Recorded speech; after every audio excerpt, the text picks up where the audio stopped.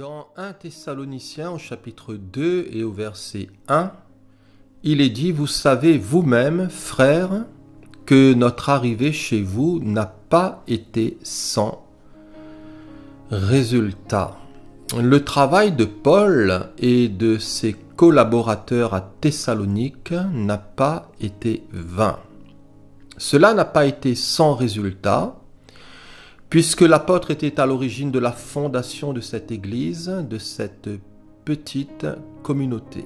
Alors l'entrée des serviteurs de Dieu, de Paul, de Silas et de Timothée, au milieu des Thessaloniciens n'a pas été vain, n'a pas été sans résultat. Ce mot résultat signifie kénos en grec, qui signifie vide, vain, dépourvu de vérité, de lieu, de choses qui ne contiennent rien. Cela signifie aussi d'homme aux mains vides, sans un don. D'une manière métaphorique, cela signifie destitué de la santé spirituelle, celui qui se glorifie de fruits qu'il ne porte pas.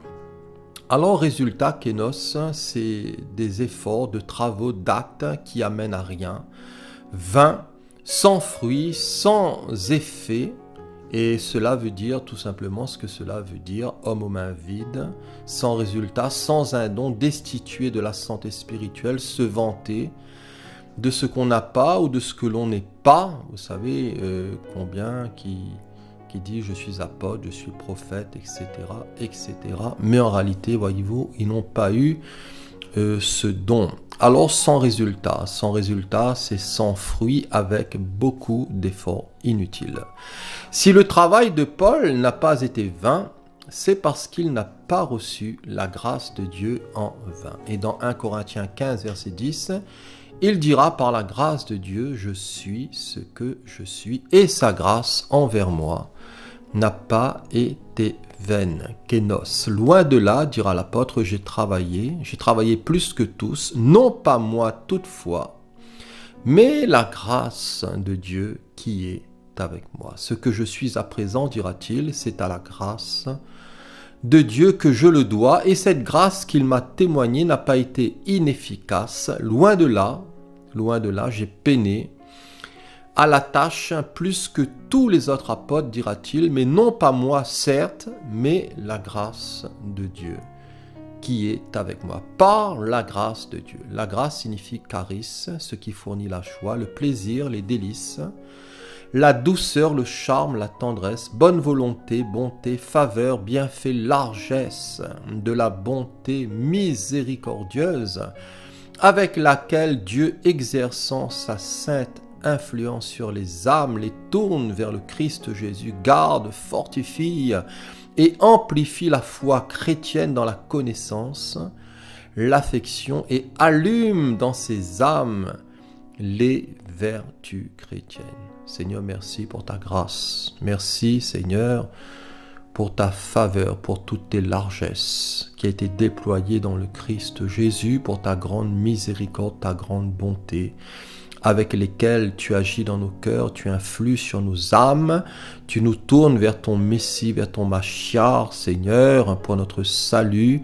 Tu nous gardes, tu nous fortifies par le Saint-Esprit, tu amplifies dans nos cœurs toutes les richesses de la vie chrétienne, de la foi chrétienne, dans la connaissance du Machiar, dans l'affection, aussi dans l'amour de Jésus, et tu allumes dans nos cœurs, dans nos âmes, toutes les vertus d'en haut, toutes les vertus et la vie de l'Esprit, la vie de Jésus, la grâce, ce qui résulte de la grâce, c'est-à-dire la condition spirituelle de quelqu'un gouverné par le pouvoir de la grâce. Sa grâce envers moi, dira le serviteur de Dieu, n'a pas été vaine. La grâce, c'est Christ. Et dans Jean 1, verset 14, il est dit « Et la parole a été faite chair, et elle a habité parmi nous, pleine de grâce et de vérité. Nous avons contemplé sa gloire, une gloire comme la gloire du Fils unique, venu du Père. Et nous avons tous reçu, dira l'apôtre, de sa plénitude et grâce pour grâce. Plénitude, c'est pléroma, et Dieu a voulu que toute plénitude habitât en lui, en Christ Jésus, et en Christ, nous dit la parole, habite corporellement toute la plénitude de la divinité en Christ. Dans le Nouveau Testament, ce mot pléroma se sens aussi, ou le corps des croyants, parce que rempli de la présence, rempli de la puissance, des richesses de Dieu et de Christ, tout cela pourquoi? Pour nous emmener et pour que nous puissions parvenir à la mesure de la stature parfaite de Christ. Vous savez, le but du Seigneur, c'est l'édification de son peuple, c'est la construction en nous de la vérité, des choses de l'esprit, c'est que nous puissions devenir de plus en plus conformes à son Fils par la foi, et dans la foi au travers de sa parole, par la grâce de Dieu, dira l'apôtre. Je suis ce que je suis et sa grâce envers moi n'a pas été vaine. Loin de là, j'ai travaillé plus que tous, non pas moi toutefois, mais la grâce de Dieu qui est avec moi. J'ai travaillé plus que tous. Travailler, c'est kopiao, cela signifie être las, fatigué, épuisé par un dur travail ou des fardeaux, ou du chagrin, travailler avec un effort important, avoir aussi souffert. Et nous savons que l'apôtre Paul a connu beaucoup de souffrances. C'est vrai qu'il a été appelé par le Seigneur, mais le Seigneur lui dira, je te montrerai tout ce que tu auras à souffrir pour mon nom. Il a eu des excellentes révélations, mais il a connu aussi, voyez-vous, toute espèce de difficulté. Et dans 2 Corinthiens 6, versets 4 à 10, il dira, mais nous nous rendons recommandables à tous égards, comme serviteurs de Dieu, par beaucoup de patience dans les tribulations, dans les calamités, dans les détresses, sous les coups, dans les prisons, dans les séditions, dans les travaux, dans les veilles, dans les jeûnes, par la pureté, par la connaissance, par la longanimité, par la bonté, par l'Esprit Saint, par un amour sincère, par la parole de vérité, par la puissance de Dieu, par les armes offensive et défensive de la justice, au milieu de la gloire et de l'ignominie, au milieu de la mauvaise et de la bonne réputation, étant regardé comme imposteur, dira l'apôtre, quoique véridique, comme inconnu, mais quoique bien connu, comme mourant, et voici, nous vivons, comme châtiés, quoique non mis à mort, comme attristés, et nous sommes toujours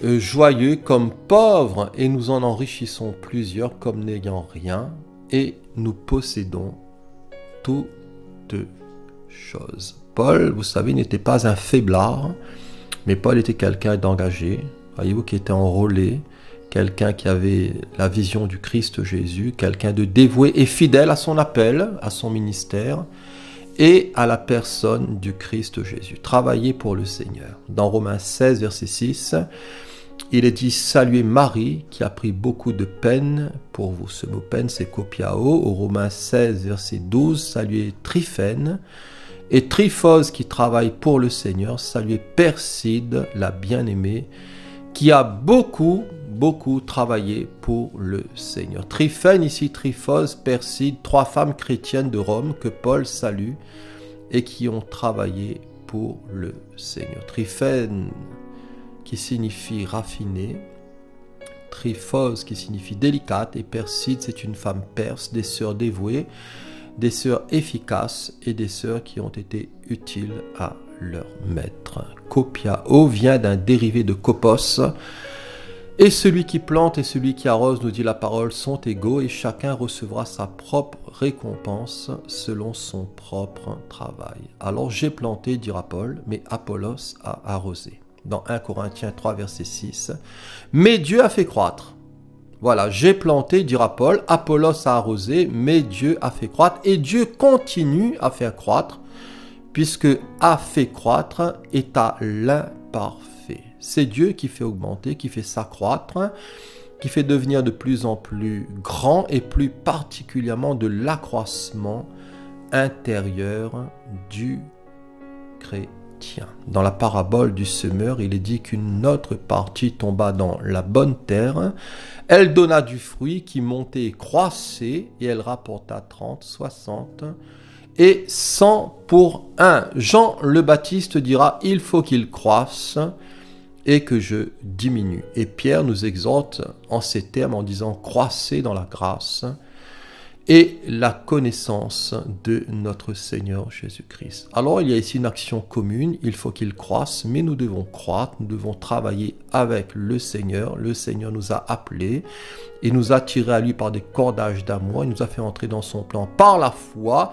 Mais maintenant, il nous faut, voyez-vous, comprendre ces choses, il nous faut les vivre, les pratiquer, demeurer en elles. Il nous faut les faire fructifier. Jésus dira, si vous demeurez en moi, voilà, c'est votre responsabilité, et que mes paroles demeurent en vous. Voilà, du côté du Seigneur, nous n'avons aucun souci à nous faire, mais nous avons cette responsabilité, voyez-vous, de nous engager davantage, de travailler de mieux en mieux à l'œuvre du Seigneur. Pour conclure, ne recevons pas la grâce de Dieu en vain. Malheureusement, combien qui se sont détournés du Seigneur. Souvenons-nous du peuple d'Israël dans toute sa rébellion qui a tourné dans ce désert pendant des années, qui a péri dans ce désert jusqu'à l'autre génération. Et voyez-vous, ils ont été là dans l'incrédulité, ils ont été là dans la désobéissance, dans la rébellion. Ils n'ont pas cru, voyez-vous, dans les choses du Seigneur. Ils ont fait beaucoup de reproches au Seigneur, à Moïse, et ils étaient là dans l'incrédulité, Et à un certain moment, le Seigneur a dit, cette génération ne rentrera pas, voyez-vous, dans ce bon pays où coule le lait et le miel. Alors, soyez fermes, mes frères, inébranlables, travaillant de mieux en mieux à l'œuvre du Seigneur, sachant que votre travail ne sera pas vain dans le Seigneur. Peut-être, cher ami, que tu es découragé, tu as reçu une mauvaise nouvelle, tu as peut-être même été critiqué, peut-être méprisé, jugé, qu'importe. Mais le Seigneur t'appelle à être ferme, à ne pas te laisser avoir par l'ennemi, mais à retrousser tes manches, à mieux connaître le Seigneur, à bâtir ta vie intérieure avec lui dans une connaissance de plus en plus profonde, dans une communion de plus en plus intense avec lui, avec le Christ Jésus, et de travailler de mieux en mieux à l'œuvre du Seigneur, sachant que ton travail aussi à toi ne sera pas inutile. Dans la version Semeur, il est dit, c'est pourquoi, mes chers frères, soyez fermes, ne vous laissez pas ébranler, mais travaillez sans relâche pour le Seigneur, sachant que la peine que vous vous donnez au service du Seigneur n'est jamais inutile. Dans 1 Corinthiens 15, verset 58. Et l'Épître aux Hébreux dira, « Et Dieu n'est pas injuste. » Voilà, Dieu n'est pas injuste pour oublier votre travail et l'amour que vous avez montré pour son nom, ayant rendu et rendant encore des services aux saints. Dieu est juste. Vous savez, Dieu est juste et Dieu n'oublie pas. Dieu n'a pas une mémoire qui est courte. Dieu se souvient, voilà, des uns et des autres, de l'activité que nous avons pu déployer pour lui, par amour pour lui, et des services aussi que vous avez rendus et que vous rendez encore aux autres chrétiens. Alors c'est vrai que nous ne sommes pas tous apôtres, comme l'apôtre Paul, ou comme Silas ou Timothée, ou bien d'autres, ou que nous ne soyons peut-être pas des, entre guillemets, je dis bien entre guillemets, des implantateurs d'église, des apôtres. Mais vous savez, parler du Seigneur à quelqu'un, l'aider à se développer dans le Seigneur, voyez-vous, encourager les autres, peut-être une mémé qui habite là, notre voisine, au palier, voisin, peut-être un jeune, dans le cadre de la famille, son épouse aussi, l'aider, ses enfants, un proche, à faire aussi l'œuvre du Seigneur. Voyez-vous, tout cela, c'est aussi travailler pour le Seigneur. L'homme a tendance à voir, voyez-vous, les grandes choses, les grands ministères, les grands voyages, voyez-vous, tout ce qui brille. Mais le Seigneur se plaît, vous savez, dans les petites choses, dans les choses que peut-être l'homme ne voit pas. Mais c'est toujours l'œuvre du Seigneur que nous accomplissons. Et souvent même dans les choses peut-être les plus insignifiantes. Alors dans Matthieu 25, concernant le jugement des nations par le Fils de l'homme, il est dit, lorsque le Fils de l'homme viendra dans sa gloire avec tous les anges, il s'assiera sur le trône de sa gloire. Toutes les nations seront assemblées devant lui. Il séparera les uns d'avec les autres, comme le berger sépare les brebis d'avec les boucs, et il mettra les brebis à sa droite et les boucs à sa gauche. Alors le roi dira à ceux qui seront à sa droite, venez, voilà, venez vous qui êtes bénis de mon Père, prenez possession du royaume qui vous a été préparé dès la fondation du monde, car j'ai eu faim et vous m'avez donné à manger, j'ai eu soif et vous m'avez donné à boire. J'étais étranger et vous m'avez recueilli. J'étais nu et vous m'avez vêtu. J'étais malade et vous m'avez visité. J'étais en prison et vous êtes venu vers moi. Alors les justes lui répondront, mais Seigneur, quand t'avons-nous vu avoir faim et t'avons-nous donné à manger, ou avoir soif et t'avons-nous donné à boire? Quand t'avons-nous vu étranger et t'avons-nous recueilli, ou nu et t'avons-nous vêtu? Quand avons-nous vu malade ou en prison et sommes-nous allés vers toi? Et le roi leur répondra, je vous le dis, en vérité, toutes les fois que vous avez fait ces choses à l'un de ces petits de mes frères, c'est à moi que vous les avez faites. Voilà, c'est à moi. Ensuite, il dira à ceux qui seront à sa gauche, retirez-vous de moi, maudits, allez dans le feu éternel, qui a été préparé pour le diable et pour ses anges. Car j'ai eu faim et vous ne m'avez pas donné à manger, j'ai eu soif et vous ne m'avez pas donné à boire, j'étais étranger, vous ne m'avez pas recueilli, j'étais nu et vous ne m'avez pas vêtu, j'étais malade et en prison et vous ne m'avez pas visité. Ils répondront aussi, mais Seigneur, quand avons-nous vu ayant faim ou ayant soif ou étranger ou nu ou malade ou en prison et ne t'avons-nous pas assisté? Et il leur répondra, je vous le dis en vérité, toutes les fois que vous n'avez pas fait ces choses à l'un de ces plus petits, c'est à moi que vous ne les avez pas faites. Et ceux-ci iront au châtiment éternel, mais les justes à la vie éternelle. Voilà, donner à manger, donner à boire, vous savez, tant que nous pouvons pratiquer le bien, aider notre prochain, peut-être même dans des œuvres caritatives, il y a tant de souffrances autour de nous, dans des pays pauvres, peut-être même là où on habite, voilà. Mais vous savez, au-delà de ce premier niveau, de l'aspect, voyez-vous, social, de l'aspect du manger et du boire, le Seigneur nous parle aussi de choses spirituelles. Et vous savez, l'eau de la vie, c'est le Christ Jésus. Jésus a dit, je suis le pain de vie. Si quelqu'un a faim, soif, qu'il vienne à moi et qu'il boive. Et nous sommes appelés aussi, voyez-vous, et avant tout, à leur donner à manger, à nourrir, voyez-vous, tout ce que le Seigneur, vers qui le Seigneur nous enverra. Parce que l'eau de ce monde ne désaltère pas. C'est ce que Jésus a dit à cette femme samaritaine en Jean 4. Et Jésus lui dira, quiconque boit de cette eau aura encore soif. Mais celui qui boira de l'eau que je lui donnerai n'aura jamais soif. Et l'eau que je lui donnerai deviendra en lui une source d'eau qui jaillira jusque dans la vie éternelle. La femme lui dit, mais Seigneur, donne-moi de cette eau afin que je n'ai plus soif. Voilà, nous avons les uns et les autres, voyez-vous, cette possibilité aussi de communiquer la parole, de communiquer, voyez-vous, les choses du Seigneur, là où le Seigneur nous enverra. Voilà, ne nous privons point de cette grâce, ne soyons pas incrédules, ne soyons pas négligents, ne soyons pas, voyez-vous, dans une certaine léthargie, dans une certaine paresse, en croisant les bras, en disant un peu de sommeil, un peu d'assoupissement, et la pauvreté pourra vite nous surprendre, mais redressons-nous, nous devons, voyez-vous, toujours nous relever, nous fortifier dans le Seigneur, et faire l'œuvre du Seigneur, et travailler de mieux en mieux à l'œuvre du Seigneur. Alors donnez-leur vous-même à manger. Voilà, que le Seigneur vous bénisse. Merci aussi pour votre écoute et je bénis le Seigneur pour ces quelques paroles.